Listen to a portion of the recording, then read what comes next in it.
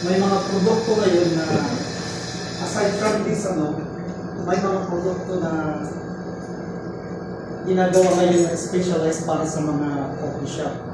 Ito ay, alam nyo na, yung mga negosyante, kapal sila, creative sila. Ang maganda kasi sa pang-latte art ay yung gatas na mataas ang protein level. Kasi kung mataas ang protein niya, mas mabula siya. Mas mabula. So, kung ginawa ng mga negosyante, yung gatas, nilagyan pa nila ng additional na protein. Tapos nilagyan ng packaging, high protein milk for barista. Kaya pa yung nakikita na kayo ngayon naman nabibili na rin na kayo. Ibig sabihin, nagiging mas magaling yung buhay ng barista. Naging easy na. Yung gatas niya ay mabuna talaga dahil high protein talaga. So yun yung isa sa mga dahilan. Kailangan yung level ng protein na mataas. Although, alam din natin na plant-based man or sa hayop, mataas yung protein level. Sa plant-based, mas mababa ng konti. Mas mababa ng konti. Yun ang problema. Kaya yung plant-based, lactose nga, mababa na, yung protein level niya mas mababa kaysa animal-based. Ano ang ibig sabihin nun? Ibig sabihin nun, pag ginamit mo yan sa latte art, mas mahihirapan yung barista. Kasi mas mahirap siya magbuo ng magandang nila. Kaya nga sa mga competition, pag sa mga competition na ng mga barista, yung latte art competition, minsan yan yung pang-final round eh. Yan, Kasi mas mabula yan? Hindi nga, kasi nga mas mababa yung protein level niya kaysa itong animal based. Kaya magpapalabas talaga, no? challenging yan ang ginamit mo. Kaya yan yung ginagamit nila sa mga competition pag yung mga final round na yan nila tinitingnan yung talino nila, galing yung mga baristas. Kung paano talaga mapabula nila yan. Yung mas challenging ba? Yung hirap talaga. Hirap sa mula. Makakapag-create ka talaga ng art. Kung paano ka pa makaka-create sa isang klase ng gatas na hindi mahula. Na kagaya ng mga gatas na plant-based. Yun yung mga challenges na ginagamit nila sa competition. Kumbaga, ano kayong gagawin para bumula yan? Yeah. Ikaw may skim milk kayo sa nyo. Skim milk, try mo. Di ba bula? Kasi pagkaramihan niya, merong full fat, low fat, skim milk. Try mo yung skim milk. Pag na-skim mo siya ng mais, bigyan ka rin 1,000. Low. Ano skim milk? Ano skim milk? Skim milk. Steam o skim? Skim milk. S-K-I-M. Skim milk. Okay. So, ulitin ko ha, yung role ng protina, siya yung nag-create ng bubbles. Siya yung nag-create ng bubbles, kaya pag i-skim natin, yung bula nag-create. Pag pinasok mo yung hangin, nabubuo kagad yung bubbles. Yung protein, siya yung alam niyo yung bahay ng bubble. Okay? Sa loob niya hangin. Sa ibabaw niya, bakit siya naging bola? Protein yun. Yun yung protein. Yun yung protein. Kaya pag mataas yung level ng protina, mas maraming bubbles yun. Ngayon, ano ang function ng bubble naman dun sa fat? Bakit kailangan high fat yung gatas? Pag low fat, pangit. Pag high fat, nagamit palagi sinasabi ni Master T, kailangan ito. Dapat high protein, high fat. Yun ang kailangan sa barista. Oo. Ngayon, yung full fat naman, ano bang dahilan bakit kasi maganda pag full fat? Full fat naman, ang role niya, ginagawa niyang mas matibay yung bula. Hindi siya basta-basta. Hindi basta-basta Solid. Solid. Mas magiging matibay yung bula pag may halong langis. Langis is the fat. Okay. Napala ninyo, di ba sa plato na lang, di ba pag maghugas tayo, pag mabula pag mamantika, mahirap. Alisin sa sabon. Matibay kasi bumitikal. So, ganun din yung bola. Fat is Nilagyan mo ng langis, lalong titibay. Hindi lang titibay, makintab pa sa tingin. Kaya ngayon, sa quality ngayon ng paggagawa ng latte art, pag yung foam, yung gatas mo ma-foam, tapos makikita mo pa, yung term nila, velvety, shiny. Parang velvet ba yung dating niya? Yung microfoam mo pinong maliliit at makintab, shiny, Yan ang maganda. velvet. Bakit siya naging velvet? Parang velvet na malambot yung, parang ang lambot-lambot niya na tumigis na. Yun ay dahil sa fat. So yung bubbles, nilagyan niya ng fat, tumibay yun. Pangalawa, yung latte art mo, pagpatungan, ito yung ginagawa naman na tinetest ng mga instructor. Sabi nila, pagpatungan mo ng kutsara, yung latte art mo, dapat hindi lulubog yung kutsara. Kasi yun yung ginagamit. Bakit natin yan? Oo, na-discuss na namin yun. Ayun. Kailangan sila lubog. Ibig sabihin, matibay yung foam mo. Bakit siya matibay? Mabula, at saka yung fat, tamang-tama yung fat, pinatibay pa yung fat yung bula, kaya hindi basta-basta lulubog yung isa. So, naintindihan na ninyo yung science behind, ano?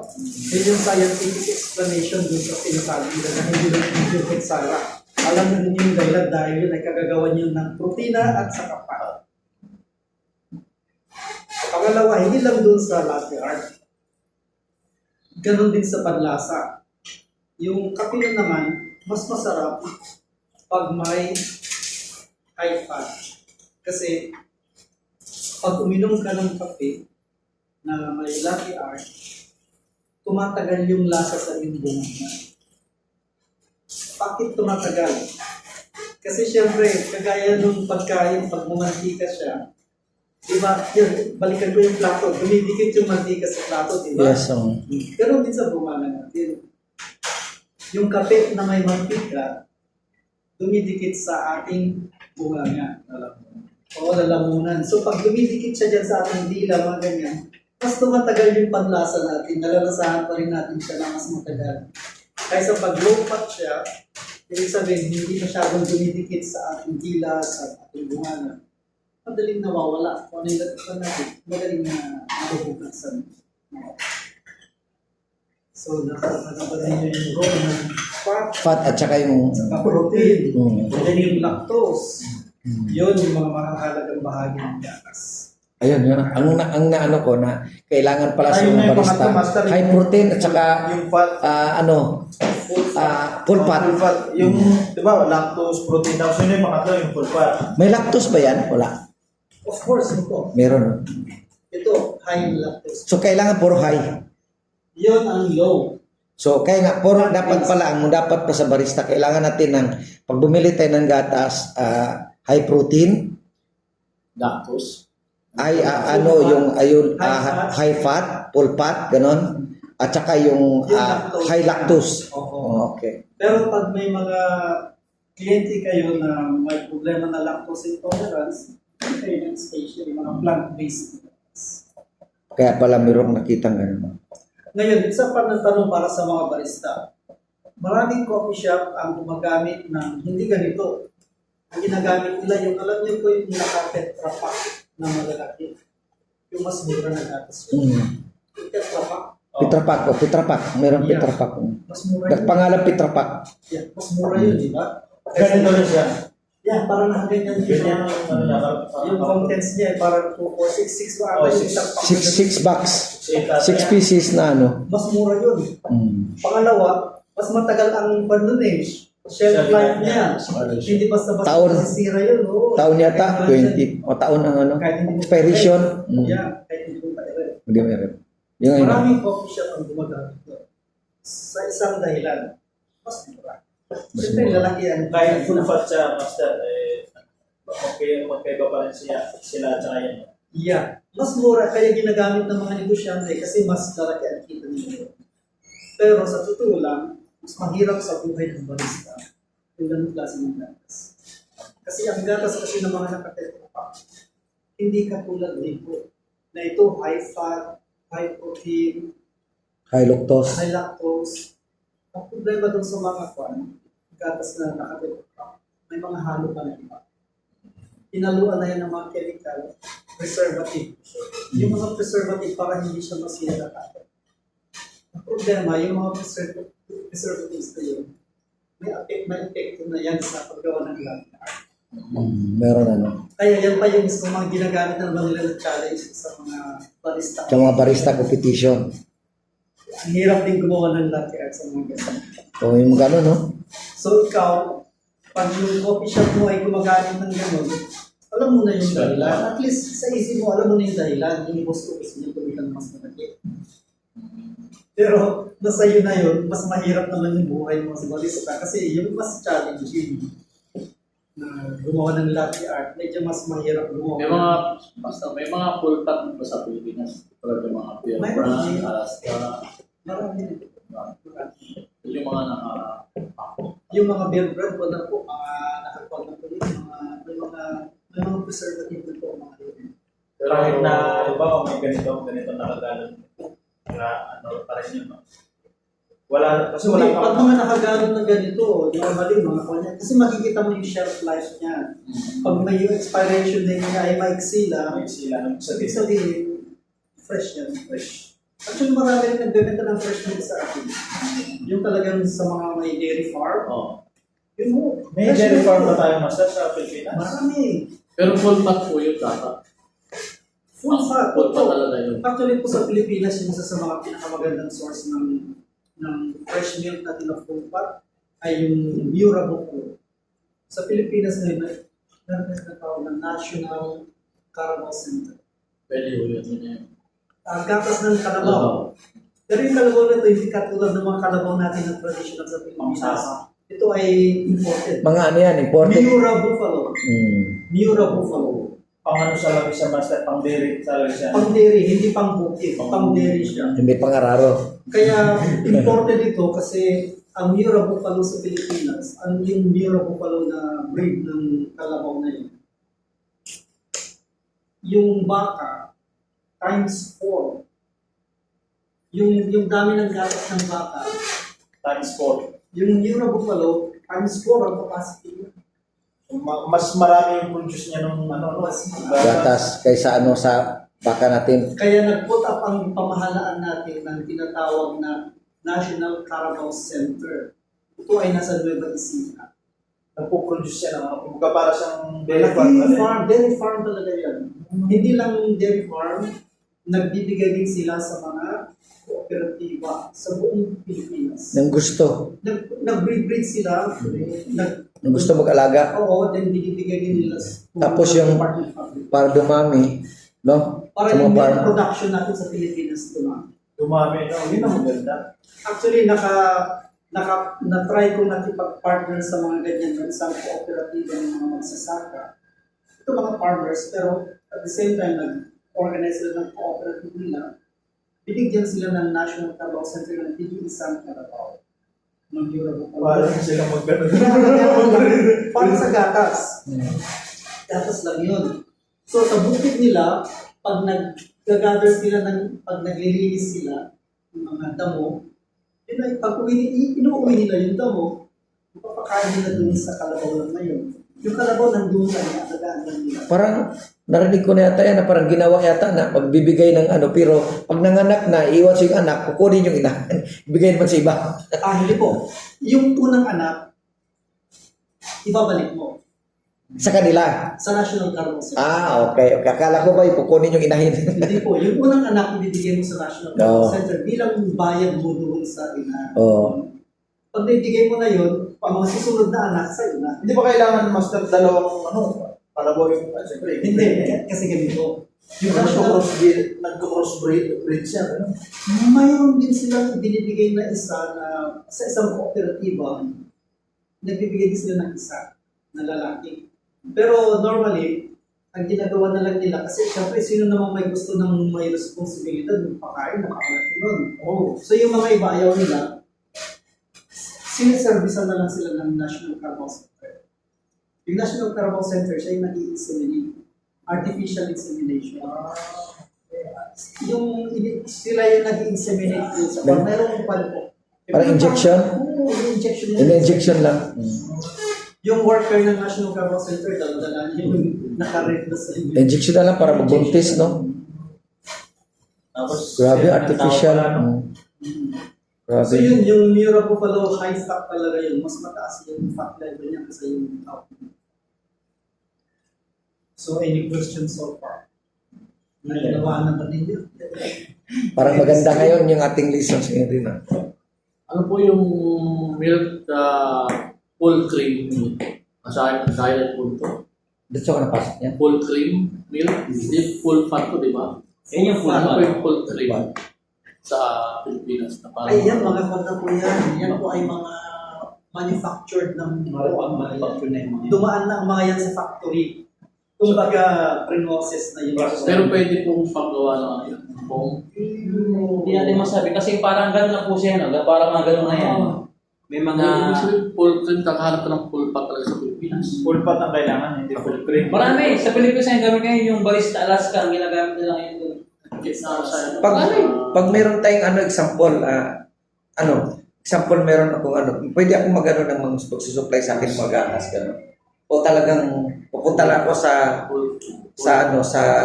yung malaking bilihan, parang gano'n, di ba? Katulad ng gold, Yung malakas na yung business Actually, mo, sa pwede kang Pilipinas kumuha ng po, sa Pilipinas ngayon, marami nang supply ng gatas Marami po, na. barista, kasi naging uso na ang coffee. si Master Ace, alam niya yun, di ba? Marami. Marami na po ngayon, dumami na rin ang produkto na para sa pangangailangan ng barista, marami. Lahat ng gamit sa baro. Ganun. Pati mga tools. Oo, ang dami ng Dami na. Skin, dami na. Mas mura yata doon kaysa dito. Oo, tingin mo. mas mura doon. Gamit, Peso doon eh. Dito kasi, Real Pero pag nasa probinsya ka, pwede ka rin magpauso. Mag-alaga ka ng isang Europe follow, mag-alaga ka ng isang baka, tali mo sa tabi ng coffee shop. ganun. Di ba na maglat yan? Hindi bubula yun eh. Ganun ginagawa mo na pero Bubula kaya yun. Bubula kaya yun? pag nagtanong yung customer, fresh Talaga talaga yan. Baka sabihin niya, First month kakao yun.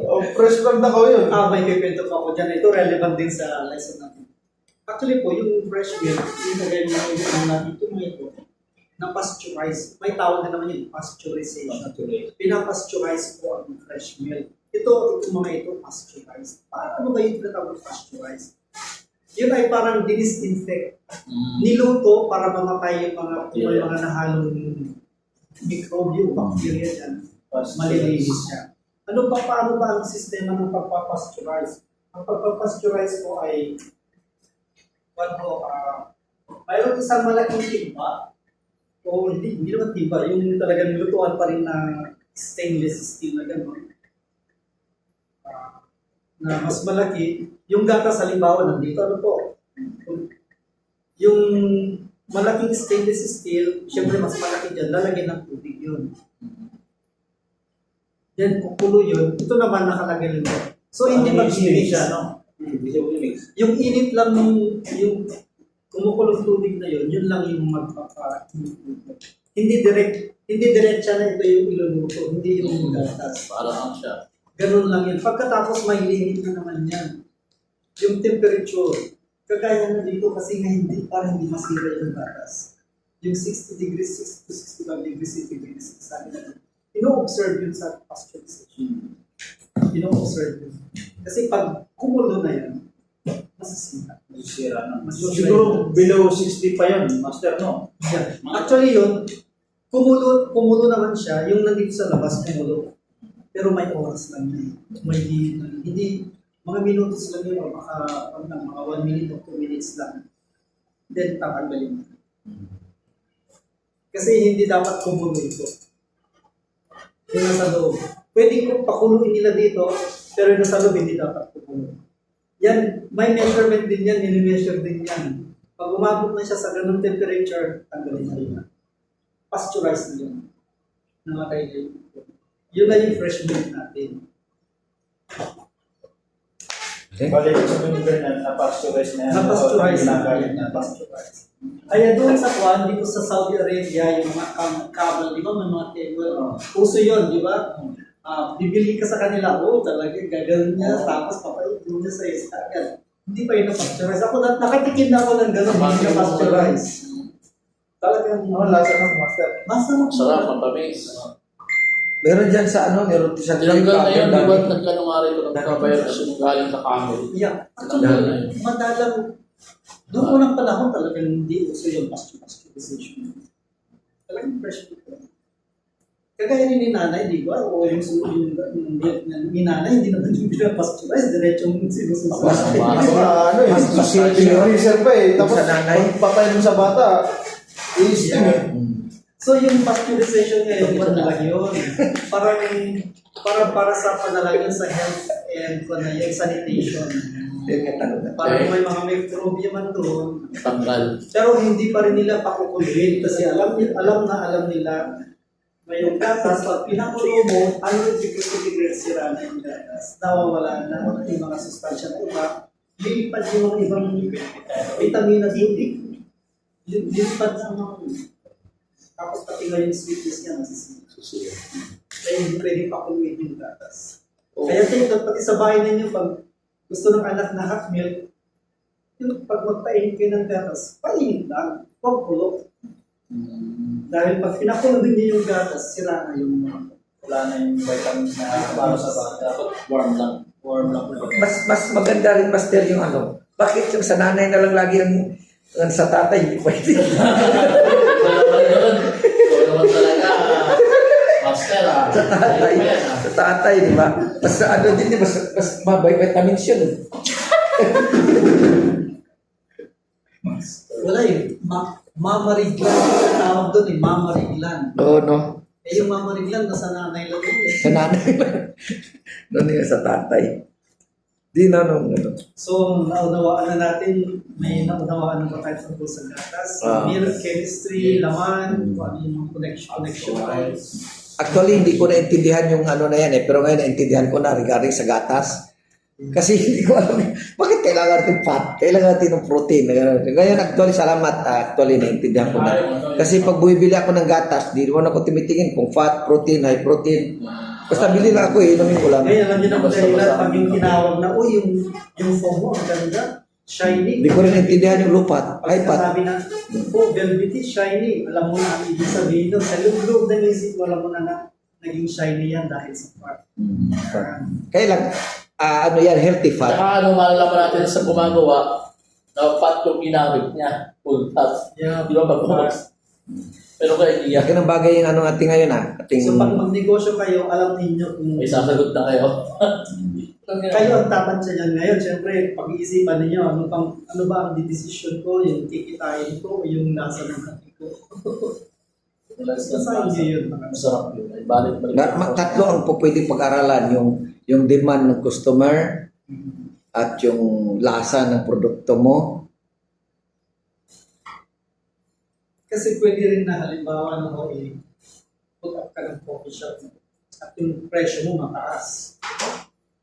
Pwede mong i-depensa yung kape mo na pwede mong i-depensa yung presyo mo sa pamamagitan ng pag-display na dahil yung kape mo ay gumagamit ng full fat, high protein, fresh milk. Hindi gumagamit ng commercial manufactured milk. Tama. Organic. Yung Healthy. healthy ang gatas, ang kape ko. Kasi ang gatas ko nito. Hindi yung digahon, hindi yung Oo. hindi yung Tama. mahabang shelf life. Mga ganun. So alam mo yung depensahan yung presyo mo kung mataas. Tama yung ano, yung Kung bagsak mo naman yung presyo mo, tahimik ka na lang kasi gumagamit ka na. Di na, tama yung sinasabi mo, dapat meron ka ng baka doon nakatali eh. Mas talaga organic yung aking gatas galing sa baka yan. Di ba? Okay. Ng reference. Baka yan. Yan, nasa sa likod oh. Pwede pa sabihin, tingnan mo, nakahilirang nanay dyan, gatas ng nanay yan. Mas maganda yan. Pag yung customer gustong tumawad sa kape mo, Sige lang, sir. Walang problema.